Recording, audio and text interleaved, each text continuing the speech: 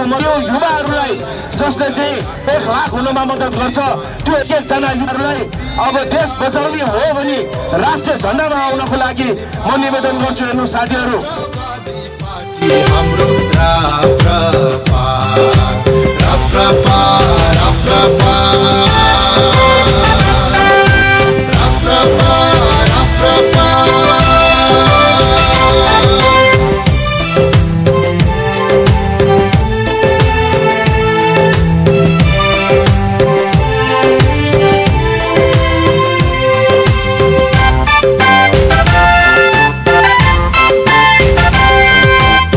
सर्वोच्चतामा आस्था राख्ने, धर्म संस्कृति सम्पदा सुरक्षा गर्ने, सबै जातको फुलबारी यो साझा हाम्रो नेपाल, सबल समुन्नत बनाऊ वीरभूमि नेपाल।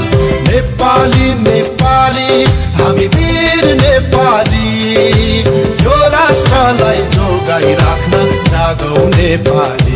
आज हामी काठमाडौँमा रहेका छौँ र हामीसँग एकजना सर हुन्छ। सर, हजुरको परिचय? म मान्य राजश्रेष्ठ, म तथा पात्र मन्त्री, हजुर म राष्ट्रिय प्रजातन्त्र पार्टीको काठमाडौँ क्षेत्र 2 को क्षेत्र अध्यक्ष। सर, हजुरको परिचय? म श्री सुशील कुमार भट्टराई, हजुर म क्षेत्र नम्बर 2 बाट हुनुहुन्छ।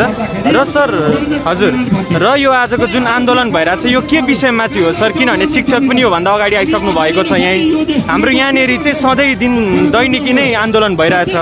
राप्रपाको के अगाडि पनि हामीले देखेका थियौँ। आज चाहिँ यो विशेष चाहिँ के को लागि हो सर यो आन्दोलन? यो विशेष त के हो भने यो चैत 15 गते जुन आस्थाका बन्दीहरू हजुर अहिले खुलिरहेका छन्, हाम्रो चाहिँ माम उपाध्यक्षज्यू हजुर उहाँको रिहाई हजुर र अरू साथीहरू हजुर जो साथीहरूलाई चुनिरहेको छ त्यसको रिहाईको लागि साथसाथै हजुर संवैधानिक राज संस्था हजुर हिन्दू अधिराज्यको लागि हामीले यो आज सिडिओ कार्यालयमा चाहिँ हामीले ज्ञापन पत्र बुझाउने कार्यक्रम छ। त्यसको लागि हामी यहाँ उपस्थित भइरहेका छौँ। हजुर र जुन कुरा राष्ट्रियवादको कुरा आइरहेछ त्यो त कुनै पनि पार्टीले सुन दिन र या झल्काउन सकिरहेको छैन जस्तो मलाई पनि कता कता अनुभव हुन्छ।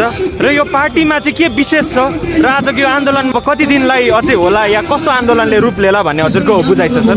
यो हाम्रो आज सुरुवात जस्तै हो। हजुर हाम्रो चाहिँ अब बैठकहरू बस्दैछ। हजुर कार्य समिति केन्द्रीय कार्य समितिले चाहिँ निर्णय गर्छ र हामी लगातार यो सङ्घर्षमा जान्छौँ। तपाईँले भन्नुभयो यो के छ यसमा आकर्षण भन्नुहुन्छ, यो हाम्रो नारा नै आकर्षण हो। जुन हाम्रो चाहिँ मन्त्रीहरू बन्नुभयो, मान्छेहरू बन्नुभयो, उहाँहरू अहिलेसम्म 1 रुपियाँ पनि भ्रष्टाचारमा मुस्किल भएको छैन। राष्ट्रिय प्रजातन्त्र पार्टीको गौरवै त्यही हो। त्यो भएको हुनाले म पनि मन्त्री भएँ, तर मेरो नाममा पनि 1 रुपियाँ भ्रष्टाचार गरेको दाग लागेको छैन। त्यो भएर हामी गौरव गर्छौँ। राष्ट्रिय प्रजातन्त्र पार्टीले जुन विचार लिएको छ संवैधानिक राज संस्था यो नै यो देशको लागि उर्वर शक्ति हो र राष्ट्र ल्याएन भने यो देश पक्कै पनि केही वर्षमै विदेशीको चाहिँ गुलाम भएर बस्नुपर्ने अवस्था आउँछ। तर जुन अहिले तपाईँलाई थाहा छ पोखरामा एयरपोर्टमै एउटा 15 अरब रुपियाँ चाहिँ भ्रष्टाचार भयो।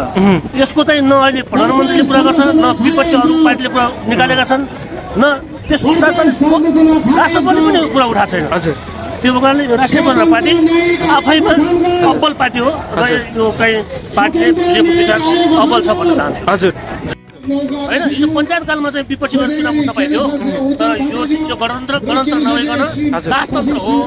राजतन्त्रमा केही पनि हुनेवाला छैन, किनभने शिक्षकहरू आज 21 दिन भइसक्यो आफ्नो चाहिँ शिक्षा ऐन ल्याउँ भनेर लाग्नु भएको, उहाँहरूलाई पनि कुरा सुन्नु भएको छैन। त्यो भएको हुनाले अब मैले सुयोग कार्यालय जानुपर्ने भएको म यति मात्र भन्न चाहेँ।